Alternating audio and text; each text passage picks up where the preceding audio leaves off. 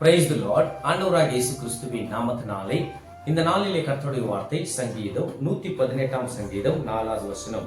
அவர் கிருபை என்றும் உள்ளது என்று கர்த்தருக்கு பயப்படுகிறவர்கள் சொல்வார்களாக. தேவ பிள்ளைகளே, அவருடைய கிருபையை பத்தி யார் தெரியுமா பேசுவாங்க? தேவனுக்கு பயந்த பிள்ளைகள். நீயும் நானும் தேவனுக்கு பயப்படுகிற பயம் நம்மளுக்குள்ள இருக்க வேண்டும். கர்த்தருடைய பிள்ளைகளே, கர்த்தருக்கு பயப்படுதலே ஞானத்தின் ஆரம்பம் என்று பைபிள் சொல்கிறது.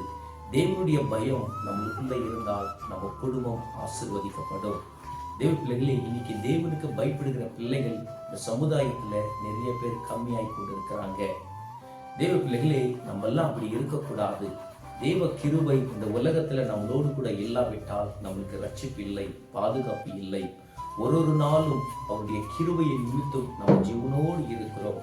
அவருடைய கிருபை நம்மளோடு கூட இல்லாவிட்டால் இந்த உலகத்துல நம்ம எந்த இடத்துல என்ன ஆயிடுவோம் என்று நம்மளுக்கு தெரியாது. சங்கீதம் 32:10 சொல்கிறது, துர்மார்கனுக்கு அநேக வேதனை உண்டு, ஆனாலும் கர்த்தரை நம்புகிற பிள்ளைகளுக்கு அவருடைய கிருபை சூழ்ந்து கொள்ளும் என்றுதான் பைபிள் சொல்கிறது. தெய்வ பிள்ளைகளே, யாருன்னா நம்மளை கிட்ட வந்து நீங்க எப்படி இருக்கிறீங்க, நீங்க உங்க பிள்ளைகள் எப்படி இருக்கிறாங்க என்று நம்ம கிட்ட கேட்கும் போது நம்ம வாயில் இந்த பொறுப்பிட ஒரு வார்த்தையும் விசேஷித்தமாக தேவனுடைய நாமத்தை மகிமைப்படுத்துற பிள்ளைகளை வார்த்தையாக காணப்பட வேண்டும். நம்ம என்ன சொல்ல வேண்டும்? தெய்வ கிருபையிலே நான் நன்றாய் இருக்கிறேன், தெய்வ கிருபையிலே என் பிள்ளைகள் நல்லா இருக்கிறாங்க என்று அந்த இடத்திலும் தெய்வ நாமத்தை நம்ம மகிமைப்படுத்துற பிள்ளைகளாக நம்ம காணப்பட வேண்டும்.